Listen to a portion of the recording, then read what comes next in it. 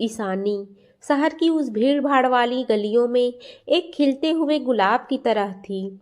उसकी सुंदरता ऐसी थी कि राह चलता इंसान एक बार मुड़कर देखने पर मजबूर हो जाए। दूध जैसी सफेद रंगत, घुटनों तक बहते हुए स्याह काले बाल और आंखों में एक अजीब सी चमक, जैसे उनमें कोई गहरा समंदर समाया हो। वह केवल सुंदर ही नहीं, बल्कि बेहद जहीन और पढ़ी लिखी भी थी। उसने अभी अभी शहर के प्रतिष्ठित कॉलेज से साहित्य में अपनी डिग्री पूरी की थी और उसके सपने बहुत ऊंचे थे। वह एक स्वतंत्र विचार वाली लड़की थी जो अपनी शर्तों पर जीना चाहती थी। ईशानी की दुनिया उसके माता पिता के जाने के बाद उसके चाचा चाची तक ही सीमित थी। उन्होंने उसे पाला पोसा और पढ़ाया, लेकिन उनके प्यार में हमेशा एक एहसान की गंध आती थी। चाचा एक रूढ़िवादी इंसान थे और चाची अपनी जिम्मेदारियों से जल्द मुक्त होना चाहती थी।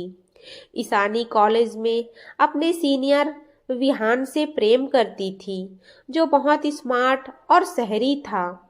विहान ने ईशानी को शहर में एक आरामदायक जिंदगी के सपने दिखाए थे।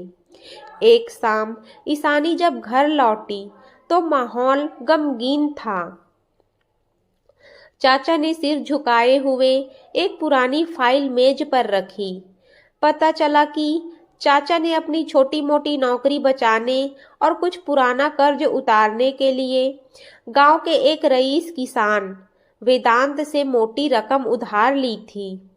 अब जब वेदांत का परिवार शादी के लिए दबाव बना रहा था, तो चाचा ने बिना ईशानी से पूछे उसकी शादी वेदांत से तय कर दी थी।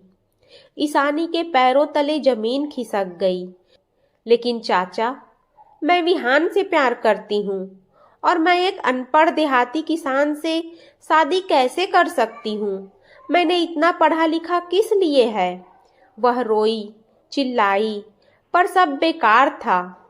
चाची ने उसके आंसू पोंछते हुए कहा, बेटा, हमारे पास कोई और चारा नहीं है। उन्होंने हमारा कर्ज माफ करने और आगे की पढ़ाई के लिए मदद करने का वादा किया है।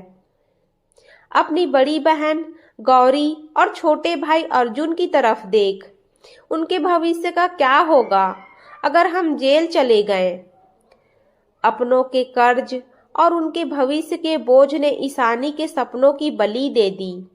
वह एक ऐसे बंधन में बंधने जा रही थी जिसकी उसने कभी कल्पना भी नहीं की थी। उसने विहान को फोन किया, लेकिन उसने भी पारिवारिक मजबूरियां को हवाला देकर हाथ खड़े कर दिए। मजबूर होकर ईशानी ने भारी मन से शादी के लिए हाँ कह दिया। लाल जोड़े में सजी ईशानी एक बेजान मूरत की तरह थी। उस धूल भरे गांव की ओर विदा हो गई, जिसे वह अपनी आंखों से कभी देखना भी पसंद नहीं करती थी। ससुराल की चौखट लांघते समय ईशानी के पैर भारी हो रहे थे। रस्मों के नाम पर चारों तरफ शोर था, लेकिन ईशानी के कानों में सिर्फ विहान की बातें और अपने टूटे हुए सपनों की गूंज सुनाई दे रही थी। उसे एक पुराने ढंग के सजे हुए कमरे में बैठा दिया गया। कमरे में चमेली के फूलों की भीनी खुशबू थी, जो ईशानी को सुकून देने के बजाय और भी परेशान कर रही थी। वह अपने भारी लहंगे और गहनों के बोझ तले दबी थी। बिस्तर के एक कोने में सिमट कर बैठी अपनी किस्मत को कोस रही थी। तभी दरवाजे की कुंडी धीरे से खुली और वेदांत अंदर आया। ईशानी ने घूंघट के अंदर से ही तिरछी निगाहों से उसे देखा। वेदांत ने अभी भी वही साधारण कुर्ता पैजामा पहन रखा था। उसके चेहरे पर एक सादगी भरी मुस्कान थी और चाल में एक अजीब सा ठहराव था। उसने कमरे का दरवाजा बंद किया और ईशानी के करीब आकर बैठ गया। ईशानी का दिल जोर जोर से धड़क रहा था, डर से नहीं बल्कि घृणा से। वेदांत ने बहुत ही सौम्य आवाज में कहा, ईशानी, मैं जानता हूँ कि तुम्हारे लिए यह सब बहुत अचानक और मुश्किल है, पर मैं तुम्हें विश्वास दिलाता हूँ कि मैं। उसकी बात पूरी होने से पहले ही ईशानी झटके से खड़ी हो गई। उसने अपना घूंघट पीछे फेंका और जलती हुई आंखों से उसे देखा। विश्वास? कैसा विश्वास? क्या तुम्हें जरा भी अंदाजा है कि तुमने क्या किया है? मेरे चाचा का कर्ज चुकाकर तुमने मुझे खरीदा है, मुझसे शादी नहीं की। वेदांत उसकी कड़वाहट देखकर दंग रह गया। उसने कुछ कहना चाहा, पर ईशानी के अंदर का लावा फूट चुका था। अपनी सूरत देखी है आईने में? तुम एक साधारण से किसान हो जिसे शायद शहर की हवा तक नहीं लगी, और मैं शहर के सबसे अच्छे कॉलेज की टॉपर हूँ। मेरा उठना बैठना, मेरी सोच, मेरा पहनावा, सब कुछ तुमसे कोसों दूर है। तुम जैसे गंवार के साथ मैं अपनी पूरी जिंदगी एक कमरे में कैसे बिताऊंगी, यह सोचकर ही मुझे खुद से घिन आती है। वेदांत खामोश रहा। उसकी आंखों में गुस्सा नहीं, बल्कि एक गहरा दुख था। ईशानी रुकने का नाम नहीं ले रही थी। तुमने सोचा होगा कि शहर की सुंदर और पढ़ी लिखी लड़की पाकर तुम्हारी किस्मत खुल गई है ना? तो सुन लो, मैं यहाँ सिर्फ अपने परिवार की खातिर आई हूँ। मेरा दिल, मेरी रूह और मेरा प्यार सब विहान के पास है। तुम मेरे शरीर को तो पा सकते हो, पर मेरा सम्मान कभी नहीं। ईशानी की बातें किसी नुकीले खंजर की तरह वेदांत के सीने में उतर रही थी। वह चुपचाप उठा, अलमारी से एक पुरानी चादर निकाली और बिना एक शब्द बोले फर्श पर बिछा दी। उसने कमरे की बत्ती बुझा दी ताकि ईशानी उसके चेहरे का दर्द ना देख सके। अंधेरे कमरे में ईशानी बिस्तर पर लेटी सिसक रही थी और नीचे फर्श पर लेटा वेदांत छत को ताक रहा था। वह ईशानी को बताना चाहता था कि वह क्या है, उसने उसके लिए क्या सपने देखे थे, पर ईशानी के अहंकार ने उस शब्दों का गला घोंट दिया था। उस रात उस कमरे में सिर्फ दो लोग नहीं थे, बल्कि दो अलग अलग दुनियाओं के बीच एक ऐसी दीवार खड़ी हो गई थी जिसे गिराना अब नामुमकिन सा लग रहा था। अगली सुबह जब ईशानी की आंख खुली तो सूरज की किरणें खिड़की के दरारों से सीधे उसके चेहरे पर पड़ रही थी।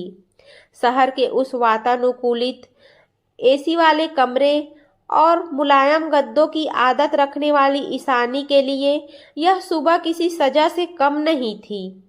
बाहर से पक्षियों के चहकने और कुएं पर बाल्टियों के टकराने की आवाजें आ रही थी, जो ईशानी के कानों में शोर की तरह चुभ रही थी। उसने देखा कि वेदांत कमरे में नहीं था। उसकी बिछाई हुई चादर करीने से तह करके कोने में रखी थी। ईशानी ने नफरत से अपना मुंह फेर लिया और भारी मन से तैयार होकर कमरे से बाहर निकली।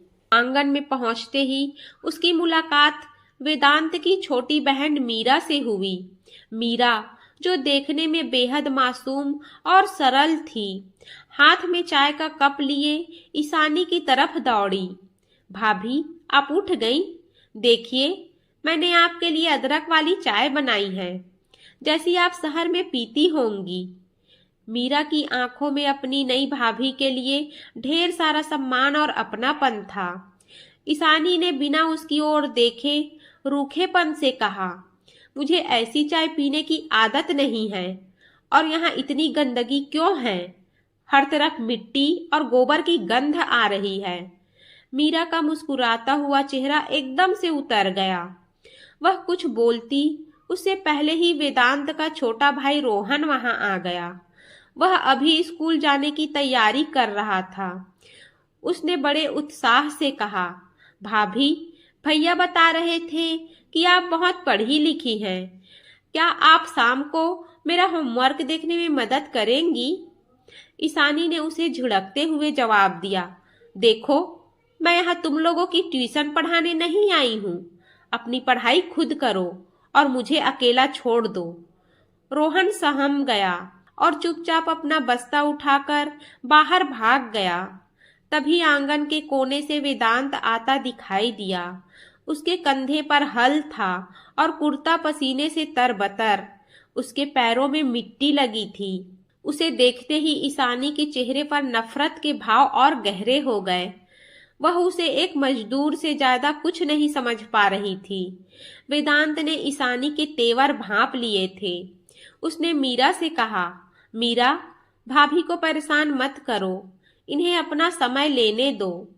फिर वह ईशानी की ओर मुड़ा और शांत स्वर में बोला, ईशानी, अगर तुम्हें यहाँ का खाना पसंद ना आए तो रसोई में सब सामान रखा है, तुम अपनी पसंद का कुछ बना सकती हो।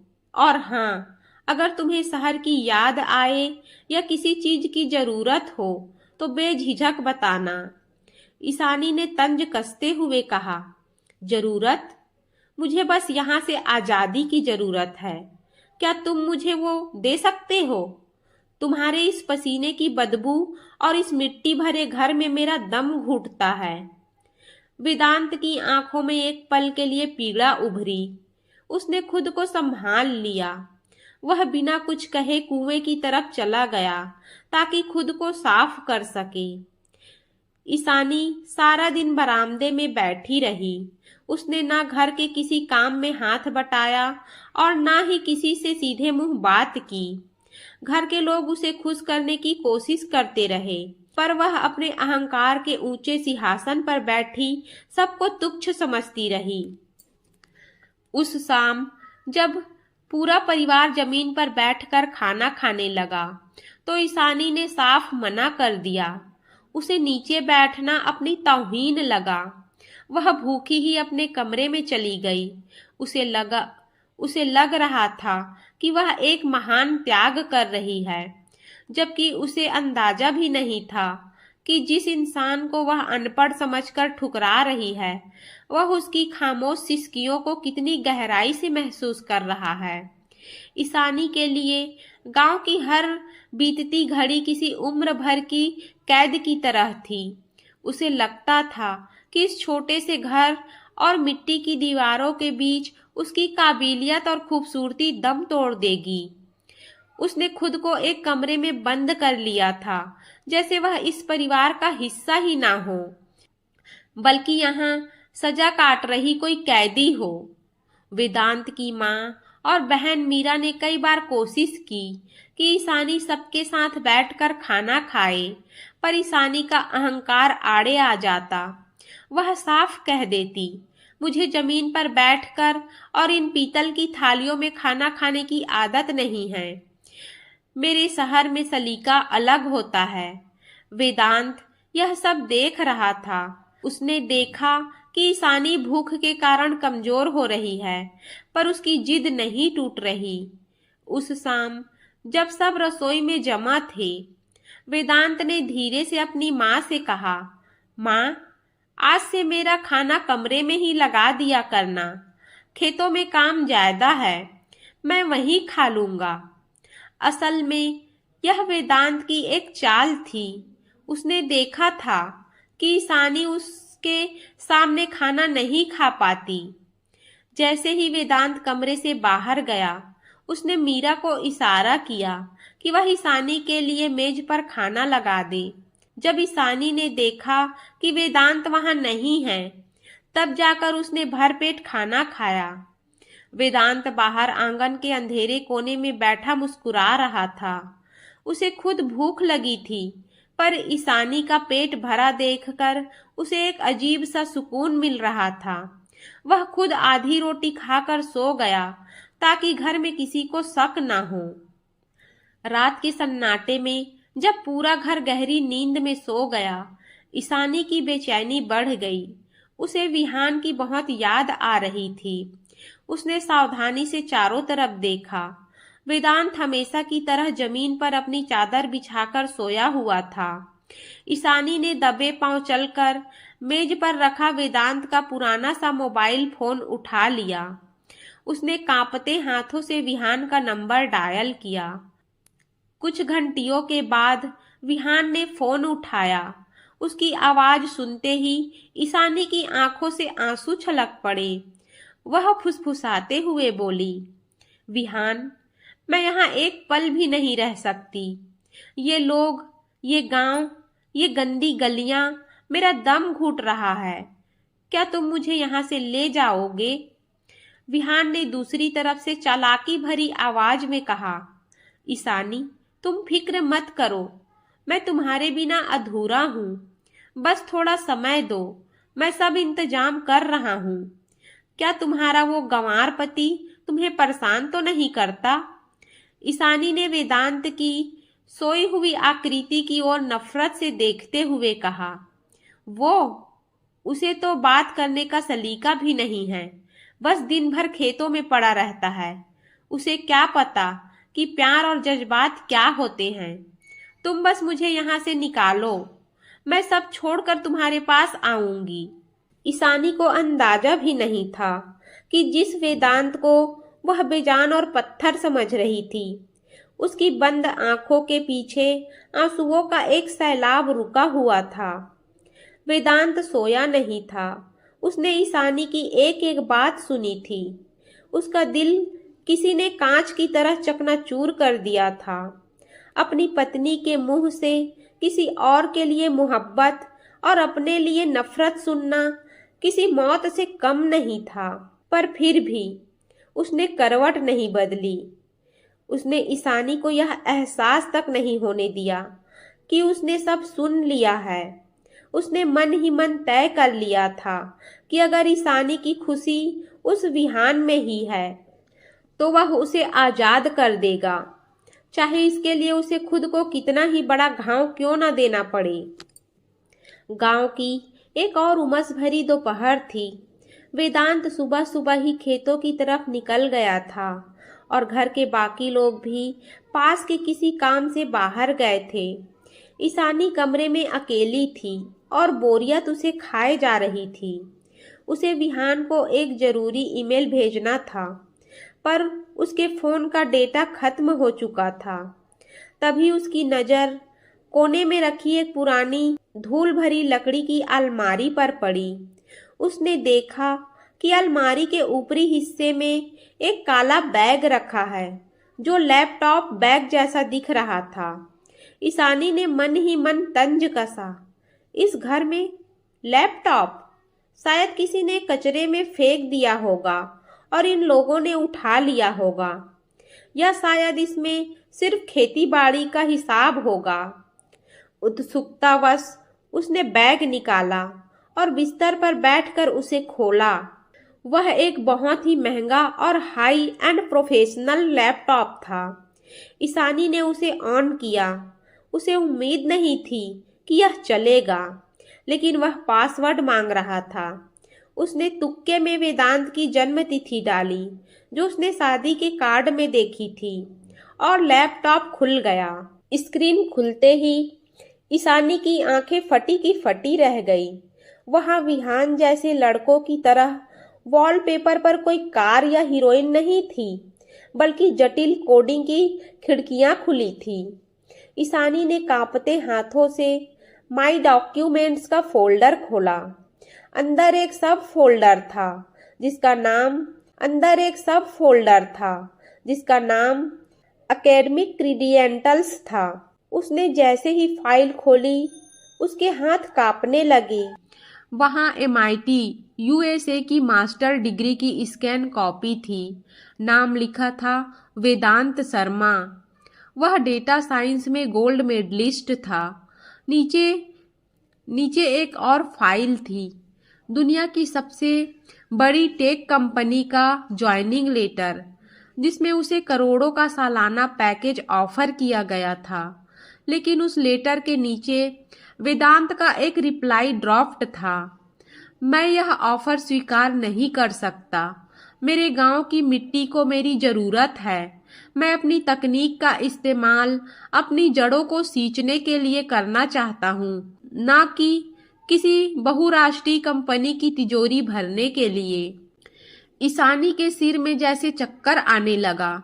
वह जिसे अनपढ़ और गंवार समझकर ठुकरा रही थी, वह तो उस ऊंचाई पर बैठा था जहां पहुंचने का सपना शहर के बड़े बड़े विद्वान भी नहीं देख पाते थे।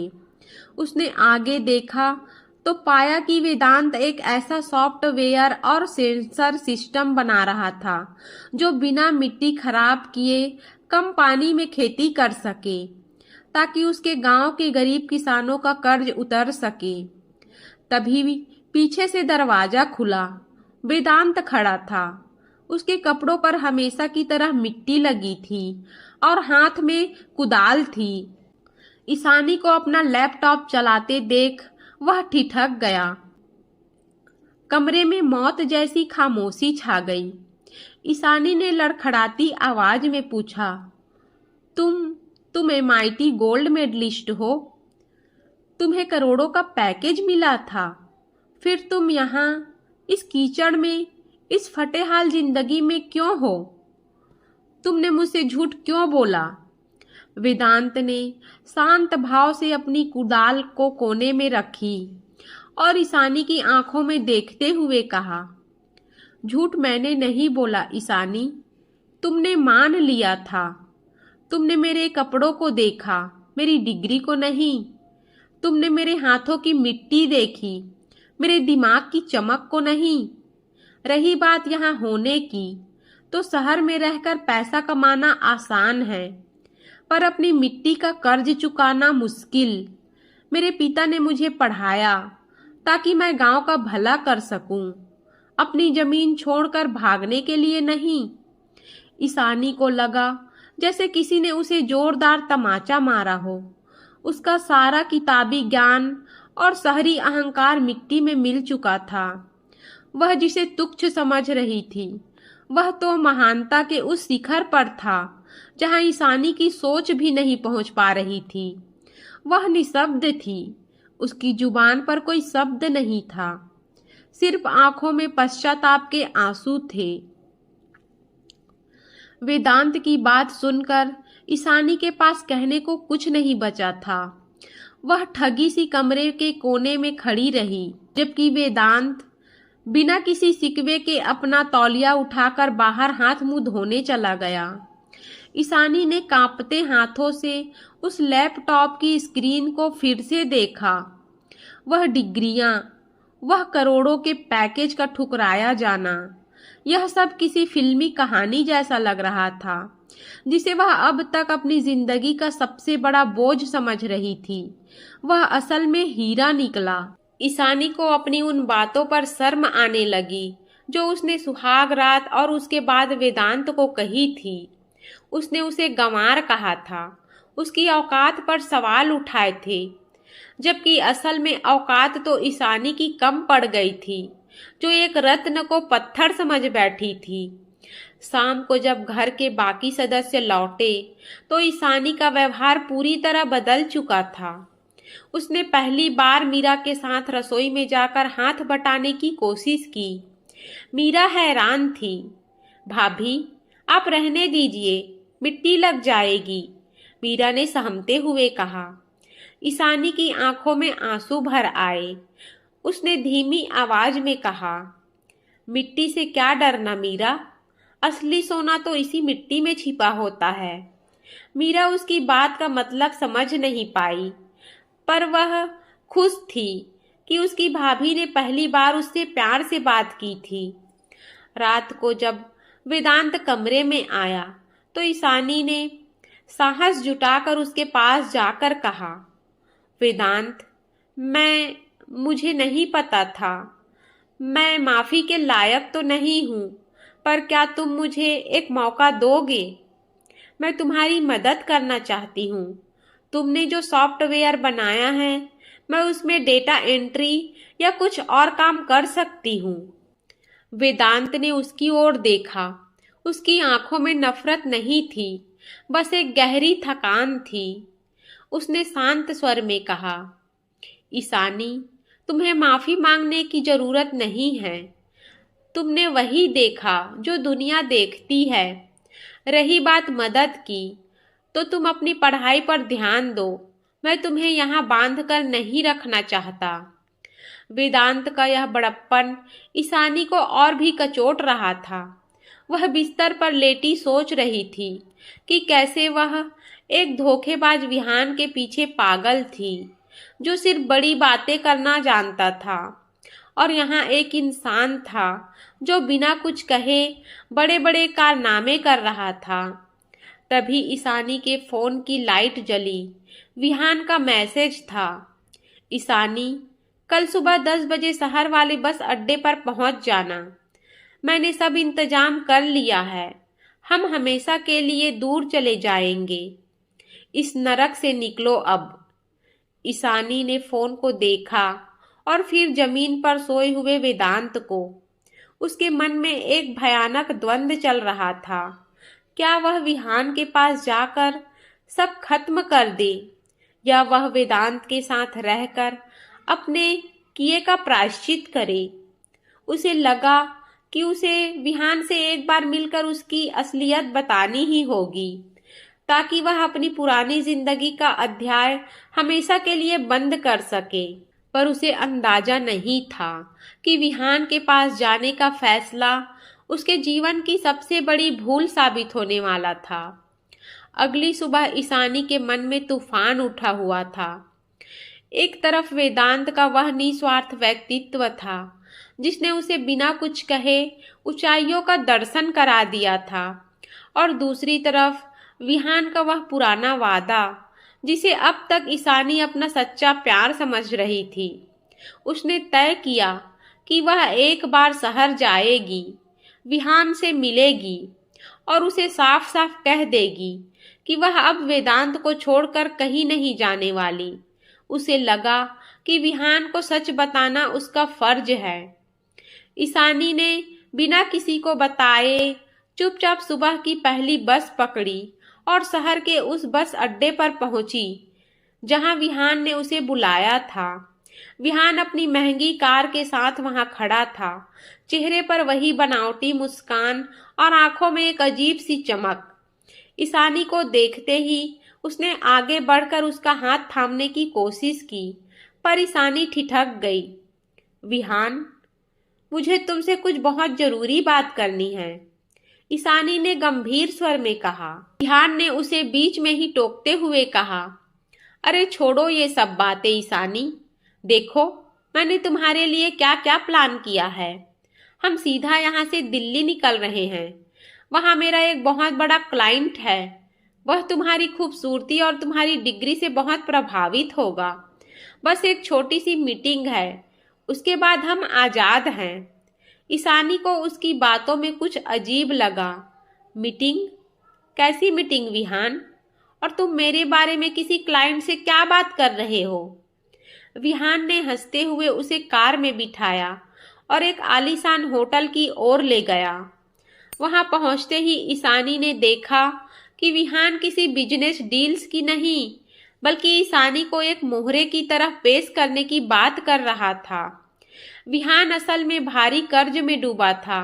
उसने ईशानी की तस्वीरें अपने उन अमीर दोस्तों को भेजी थी, जो ईशानी जैसी पढ़ी लिखी और सुंदर लड़की को अपने साथ रखने के बदले विहान का सारा कर्ज माफ करने को तैयार थे। होटल के उस बंद कमरे में विहान का असली चेहरा बाहर आ गया।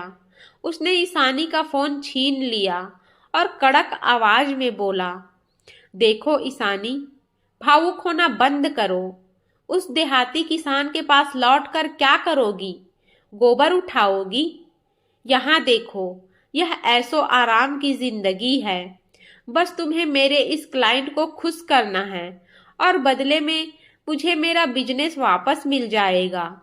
तुम बहुत सुंदर हो, तुम्हें इसका फायदा उठाना चाहिए। ईशानी के पैरों तले जमीन खिसक गई। वह जिसे अपना मसीहा समझ रही थी, वह तो उसे नीलाम करने पर उतारू था। उसे रह रहकर वेदांत की वह शांत आंखें याद आ रही थी, जिसने करोड़ों का पैकेज ठुकरा दिया था ताकि वह अपने गांव की मिट्टी और अपनों का सम्मान बचा सके। और यहाँ यह शहर का पढ़ा लिखा लड़का था जो अपनी तरक्की के लिए अपनी ही प्रेमिका का सौदा कर रहा था। ईशानी की आंखों से आंसू नहीं बल्कि आग निकल रही थी। उसने चिल्लाकर कहा, तुम इंसान नहीं, एक जानवर हो विहान। मुझे शर्म आती है कि मैंने कभी तुमसे प्यार किया था। तुम वेदांत के पैरों की धूल के बराबर भी नहीं हो। उसने अपनी करोड़ों की नौकरी छोड़ दी अपनी जड़ों के लिए, और तुम अपनी जड़ों को ही बेच रहे हो चंद रुपयों के लिए। विहान ने उसे रोकने की कोशिश की, पर ईशानी ने उसे धक्का दिया और कमरे से बाहर भाग निकली। वह पागलों की तरह सड़क पर दौड़ रही थी। उसे लग रहा था कि शहर की यह ऊंची इमारतें उसे निगलने आ रही है। वह समझ चुकी थी कि गंवार वह नहीं था जो गांव में मिट्टी से जुड़ा था, बल्कि गंवार वह था जो शहर की चकाचौंध में अपनी इंसानियत खो चुका था। उसने लड़खड़ाते कदमों से बस पकड़ी। उसका मन बस एक ही बात पुकार रहा था, वेदांत। उसे डर था कि क्या वेदांत उसे अब स्वीकार करेगा। क्या वह उस घर की दहलीज पर फिर से कदम रख पाएगी जिसे उसने कल तक नरक कहा था। शहर की उस बस में बैठी ईशानी की आंखों से आंसुओं की धारा थमने का नाम नहीं ले रही थी। बस की खिड़की से बाहर भागते शहर के ऊंचे ऊंचे मॉल और जगमगाती रोशनी उसे अब किसी शिकारी की आंखों की तरह डरावनी लग रही थी। उसे विहान की वो बातें याद आ रही थी, तुम सुंदर हो, तुम्हें इसका फायदा उठाना चाहिए। उन शब्दों ने ईशानी के आत्मसम्मान को छलनी कर दिया था। जैसे जैसे बस गांव की पगडंडियों पर मुड़ी, मिट्टी की वह सौंधी खुशबू ईशानी के नथुनों से टकराई। कल तक जिसे वह बदबू कहती थी, आज वही उसे किसी माँ की गोद की तरह सुकून दे रही थी। वह बदहवास सी बस से उतरी और दौड़ते हुए अपने ससुराल के दरवाजे पर पहुंची। उसे डर था कि कहीं वेदांत ने उसे हमेशा के लिए त्याग न दिया हो। जैसे ही उसने आंगन में कदम रखा, उसे अजीब सा सन्नाटा महसूस हुआ। घर के मंदिर में दिया जल रहा था, पर रसोई से न तो मीरा के हंसने की आवाज आ रही थी और न ही रोहन के शोर मचाने की। मीरा आंगन के एक कोने में बैठी सुबक रही थी। ईशानी को देखते ही मीरा दौड़कर उसके गले लग गई और फफक फफक कर रोने लगी। भाभी, आप कहाँ चली गई थी? भैया भैया की हालत बहुत खराब है, उन्हें शहर के बड़े अस्पताल ले गए हैं। ईशानी का दिल जैसे धड़कना भूल गया। क्या हुआ मीरा? कल तो वह ठीक थे, अचानक क्या हुआ? मीरा ने सिसकते हुए कहा, भाभी, भैया पिछले कई महीनों से बीमार थे। उन्हें अक्सर सिर में तेज दर्द होता था, पर उन्होंने किसी को नहीं बताया। वह दिन रात खेतों में काम करते और रात भर जागकर उस मशीन और कंप्यूटर पर काम करते थे ताकि हमारे गांव का कर्ज उतर सके। कल रात जब आप कमरे में नहीं थी तो वह बेहोश होकर गिर पड़े। डॉक्टर ने कहा है कि उन्हें ब्रेन ट्यूमर है और वह अपनी आखिरी स्टेज पर है। ईशानी के पैरों तले जमीन खिसक गई। वह जमीन पर वहीं बैठ गई। उसे याद आया कि कैसे वह वेदांत को ताने मारती थी, कैसे उसने उसे पत्थर और बेजान कहा था, जबकि वह इंसान अंदर ही अंदर मौत से लड़ रहा था और बाहर अपनी पत्नी की नफरत और तिरस्कार को खामोशी से सह रहा था। उसने ईशानी को अपनी बीमारी के बारे में इसलिए नहीं बताया क्योंकि वह नहीं चाहता था कि ईशानी सहानुभूति के कारण उसके साथ बंद कर रहे। वह उसे आजाद करना चाहता था। ईशानी पागलों की तरह अस्पताल की ओर भागी।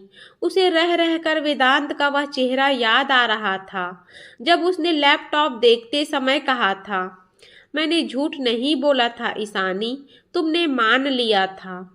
अस्पताल के उस सफेद ठंडे गलियारे में पहुंचकर उसने देखा कि वेदांत के सिर पर पट्टियां बंधी थी और वह मशीनों के बीच बेसुध लेटा हुआ था। उसके चेहरे पर अब भी वही शांति थी, जैसे उसे किसी से कोई शिकायत ना हो। ईशानी ने उसके पास जाकर उसका मिट्टी से सने हाथ अपने हाथों में लिए और फूट फूट कर रोने लगी। वेदांत, मुझे माफ कर दो। मैं कितनी अंधी थी, तुम्हारी महानता को देख न पाई। मुझे विहान नहीं चाहिए, मुझे शहर नहीं चाहिए, मुझे बस तुम चाहिए। प्लीज आंखें खोलो वेदांत। ईशानी की चीखें उस अस्पताल के सन्नाटे को चीर रही थी, पर वेदांत की आंखों की पलकें नहीं झपकी। तभी वेदांत के दोस्त आर्यन ने, जो वेदांत के साथ उस प्रोजेक्ट पर काम कर रहा था, ईशानी के कंधे पर हाथ रखा और एक लिफाफा उसकी ओर बढ़ाया। भाभी, वेदांत ने कहा था कि अगर उसे कुछ हो जाए तो यह आपको दे दूं। उसने यह तब लिखा था जब आपने पहली बार उसे गंवार कहा था। ईशानी ने कांपते हाथों से वह लिफाफा खोला। उसे अंदाजा भी नहीं था कि उस कागज के टुकड़े में वेदांत उसके लिए क्या वसीयत छोड़ी है। अस्पताल के उस ठंडे गलियारे में, जहां मशीनों की बीप बीप की आवाज के अलावा सिर्फ सन्नाटा था, ईशानी के हाथ उस लिफाफे को पकड़ते समय कांप रहे थे। उसने धीरे से कागज निकाला। वह कोई कानूनी दस्तावेज नहीं, बल्कि वेदांत के हाथ से लिखा हुआ एक पत्र था। पन्नों पर कहीं कहीं स्याही फैली हुई थी, जैसे लिखते समय उस पर आंसू गिरे हो। पत्र की शुरुआत में लिखा था, ईशानी, जिस दिन तुम इस घर की दहलीज पर दुल्हन बनकर आई थी, मैंने तुम्हारी आंखों में अपने लिए प्यार नहीं बल्कि एक गहरी नफरत देखी थी। मुझे पता था कि तुम एक ऊंची उड़ान भरने वाली परिंदा हो, जिसे जबरदस्ती एक छोटे से पिंजरे में कैद कर दिया गया है। तुमने मुझे गंवार कहा, अनपढ़ कहा। मुझे बुरा नहीं लगा, क्योंकि तुम अपनी जगह सही थी। मेरी वेशभूषा और मेरा काम तुम्हारी आधुनिक सोच से मेल नहीं खाता था। ईशानी की आंखों से आंसू गिरकर उस कागज को भिगो रहे थे। उसने आगे पढ़ा, जब मुझे पता चला कि मेरी दिमागी बीमारी आखिरी पड़ाव पर है, तो मेरे पास दो रास्ते थे। या तो मैं तुम्हें सब बताकर अपनी सेवा करवाता और तुम्हें सहानुभूति के बोझ तले दबा देता, या फिर मैं तुम्हें खुद से इतनी नफरत करने पर मजबूर कर देता कि मेरे जाने के बाद तुम्हें दुख न हो। मैंने दूसरा रास्ता चुना। मैंने तुम्हें विहान से बात करने दी, तुम्हें जलील होते देखा, पर चुप रहा, ताकि तुम खुद अपनी आंखों से शहर का वो सच देख सको जिसे तुम स्वर्ग समझती थी। ईशानी सन्न रह गई। वेदांत को सब पता था। वह जानबूझकर खामोश रहा ताकि ईशानी को अपनी गलती का एहसास खुद हो। पत्र के साथ कुछ और कागजात भी थे। ईशानी ने उन्हें देखा तो उसकी चीख निकल गई। वेदांत ने अपनी सारी पुश्तैनी जमीन का आधा हिस्सा ईशानी के नाम कर दिया था और आधा हिस्सा अपनी बहन मीरा और भाई रोहन के नाम। लेकिन सबसे बड़ी बात तो यह थी कि वेदांत ने शहर के उसी नामी कॉलेज में, जहां से ईशानी ने ग्रेजुएशन किया था, उसके पीएचडी के लिए पूरी फीस जमा कर दी थी और उसका एडमिशन कंफर्म करा दिया था। नीचे एक छोटा सा नोट था, ईशानी, तुम पढ़ना चाहती थी, बड़ा नाम कमाना चाहती थी। मैंने उस विदेशी कंपनी का जो प्रोजेक्ट ठुकराया था, उसके बदले उनसे एक शर्त रखी थी कि वो मेरे गांव के विकास में निवेश करेंगे और तुम्हारी आगे की पढ़ाई का पूरा खर्च उठाएंगे। अब तुम आजाद हो। मेरे जाने के बाद तुम्हें किसी विहान या किसी और के आगे हाथ फैलाने की जरूरत नहीं पड़ेगी। तुम एक गौरवशाली और स्वतंत्र जीवन जीना, यही मेरा तुम्हारे लिए आखिरी तोहफा है। ईशानी को लगा जैसे उसका दम घुट रहा हो। वह जिसे पत्थर समझती रही, वह तो उसके भविष्य की नींव रखने के लिए खुद को गला रहा था। उसने मुड़कर कांच की खिड़की से वेदांत को देखा, जो मशीनों के सहारे आखिरी सांसें ले रहा था। वह भागकर डॉक्टर के पास गई और उनका कॉलर पकड़कर रोने लगी। डॉक्टर साहब, इन्हें बचा लीजिए। इन्होंने मेरे लिए अपना पूरा जीवन दांव पर लगा दिया। मैं इनके बिना कैसे जीऊंगी? मुझे नहीं चाहिए ये पढ़ाई, ये जमीन, मुझे बस ये इंसान चाहिए। डॉक्टर ने भारी मन से अपना सिर झुका लिया। ईशानी जी, वेदांत ने बहुत हिम्मत दिखाई। वह सिर्फ अपनी इच्छा शक्ति के दम पर अब तक जीवित था, क्योंकि वह देखना चाहता था कि आप सुरक्षित घर लौट आई हैं या नहीं। अब उनके अंग साथ छोड़ रहे हैं। ईशानी वापस वेदांत के बिस्तर के पास आई। उसने उसका हाथ अपने माथे से लगाया और उसके कान में फुसफुसाई, वेदांत, देखो मैं आ गई हूँ। मैं तुम्हारी ईशानी हूँ, तुम्हारी पढ़ी लिखी बेवकूफ पत्नी। मुझे माफ कर दो वेदांत। मैंने हीरा खोकर पत्थर बटोरने की कोशिश की थी। प्लीज एक बार अपनी आंखें खोलो। तभी वेदांत की बंद आंखों के कोने से एक आंसू टपका। उसकी उंगलियों में हल्की सी हरकत हुई, जैसे वह ईशानी को आखिरी बार महसूस कर रहा हो। ईशानी को समझ आ गया था कि वह जिस गंवार को बदलना चाहती थी, उसने ईशानी की पूरी रूह को बदल कर रख दिया था। अस्पताल के उस कमरे में चारों तरफ सन्नाटा था। सिर्फ मशीनों की धीमी आवाजें ईशानी के दिल की धड़कन के साथ टकरा रही थी। वेदांत की आंखों की पलकों में एक हल्की सी हरकत हुई। उसने बहुत मुश्किल से अपनी आंखें खोली। उसकी धुंधली नजरों ने जब ईशानी को अपने पास पाया तो उसके सूखे होठों पर एक ऐसी सुकून भरी मुस्कान आई जो ईशानी की रूह को चीर गई। ईशानी ने उसका हाथ चूमते हुए कहा, वेदांत, मुझे छोड़कर मत जाओ। तुमने मेरे लिए इतना सब किया और मैंने तुम्हें सिर्फ दर्द दिया। मुझे एक मौका दो कि मैं तुम्हारी सेवा कर सकूं, तुम्हें वो प्यार दे सकूं जिसका हक सिर्फ तुम्हारा था। वेदांत की आवाज बहुत धीमी थी, जैसे कोई दूर से फुसफुसा रहा हो। ईशानी, रोना मत। मैंने अपनी जंग जीत ली है। तुम वापस आ गई। मेरे लिए यही मेरी सबसे बड़ी जीत है। अब तुम वो सब बनना जो तुम बनना चाहती थी। मीरा और रोहन अब तुम्हारी जिम्मेदारी है। इतना कहकर वेदांत का हाथ ईशानी के हाथ से धीरे से छूट गया। मशीन की आवाज एक लंबी बीप में बदल गई।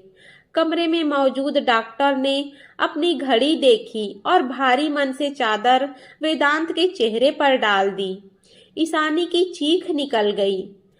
वह उस निर्जीव शरीर से लिपटकर रोने लगी। उसे याद आ रहा था कि कैसे वह इस इंसान के पसीने से घिन करती थी, जबकि उसी पसीने ने ईशानी के भविष्य को सींचा था।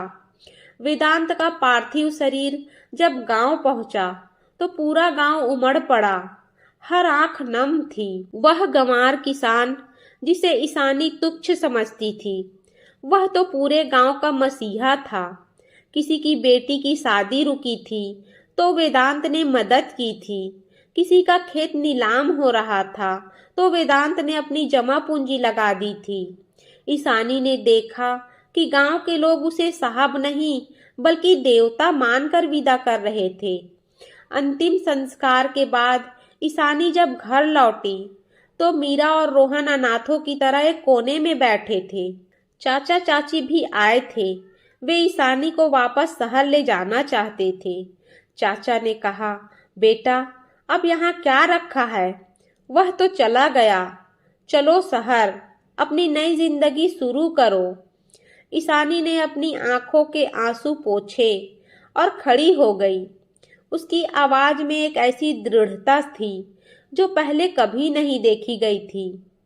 नहीं चाचा, मैं कहीं नहीं जा रही। वेदांत ने मुझे आजाद किया है, लावारिस नहीं। यह घर, ये खेत और ये भाई बहन अब मेरी इबादत है। उन्होंने अपनी आखिरी सांस तक अपनी मिट्टी का हक अदा किया। अब मेरी बारी है। कि मैं उनकी विरासत को आगे बढ़ाऊं। उसने उसी रात वेदांत का वह लैपटॉप खोला। उसने ठान लिया था कि वह वेदांत के उस अधूरे सॉफ्टवेयर प्रोजेक्ट को पूरा करेगी। उसने अपनी पीएचडी की पढ़ाई शुरू की, लेकिन शहर के किसी आलीशान बंगले से नहीं, बल्कि उसी मिट्टी के घर के बरामदे में बैठकर, जहां वेदांत अपनी चादर बिछाकर सोता था।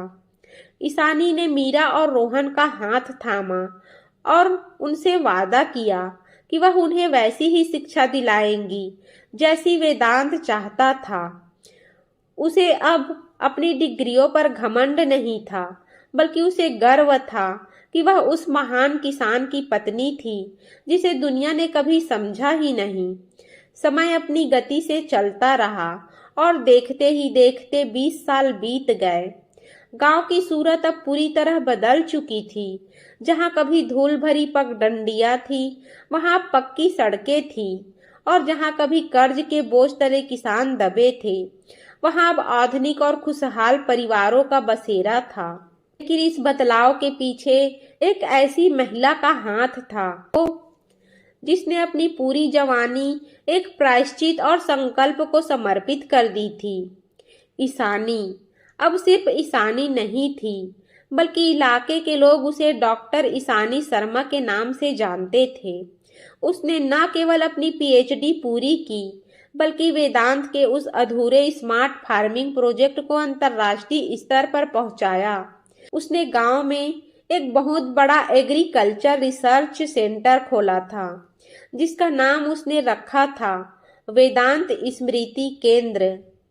एक सुहानी शाम ईशानी उसी पुराने मिट्टी के घर के बरामदे में बैठी थी। अब वह घर पक्का बन चुका था, लेकिन ईशानी ने वेदांत का वह कमरा आज भी वैसा ही रखा था। वही पुरानी अलमारी, वही लकड़ी की मेज और जमीन पर बिछी वह सादा सी चादर। उसके बाल अब थोड़े सफेद होने लगे थे और चेहरे पर उम्र की लकीरें थी, पर उसकी आंखों में वह घमंड नहीं, बल्कि एक गहरी शांति थी। तभी एक शानदार कार घर के सामने रुकी। कार से रोहन उतरा, जो अब शहर का एक बड़ा डॉक्टर बन चुका था, और उसके साथ मीरा थी, जिसकी शादी ईशानी ने एक बहुत अच्छे और सुशिक्षित परिवार में की थी। दोनों दौड़कर आए और ईशानी के पैर छुए। भाभी, आज आपको हमारे साथ शहर चलना ही होगा। सरकार आपको कृति रत्न पुरस्कार से सम्मानित कर रही है, रोहन ने गर्व से कहा। ईशानी मुस्कुराई और दीवार पर लगी वेदांत की तस्वीर की ओर देखने लगी। तस्वीर में वेदांत के चेहरे पर वही सादगी भरी मुस्कान थी। उसने धीमे स्वर में कहा, यह पुरस्कार मेरा नहीं, तुम्हारे भैया का है। मैंने तो बस उनके बोए हुए बीजों को सींचा है। असली रत्न तो वो थे जिन्होंने अपनी चमक को मिट्टी के नीचे दबा दिया ताकि हम सब रोशन हो सके। रोहन और मीरा की आंखों में आंसू आ गए। वे जानते थे कि ईशानी ने इन 20 सालों में कई बड़े रिश्तों के प्रस्ताव ठुकराए थे। शहर के बड़े बड़े विद्वान और अमीर लोग उनके साथ जीवन बिताना चाहते थे, पर ईशानी का दिल तो उस रात उसी अस्पताल के कमरे में वेदांत के साथ ही रुक गया था। वह आज भी खुद को वेदांत की विधवा नहीं, बल्कि उसकी शक्ति मानती थी। ईशानी उठी और धीरे धीरे चलकर गांव के उस खेत की मेड़ पर जा खड़ी हुई जहां वेदांत ने आखिरी बार हल चलाया था। सूरज ढल रहा था और आसमान में नारंगी रंग की चादर फैली थी। उसे महसूस हुआ जैसे ठंडी हवा के झोंकों में वेदांत की आवाज गूंज रही हो।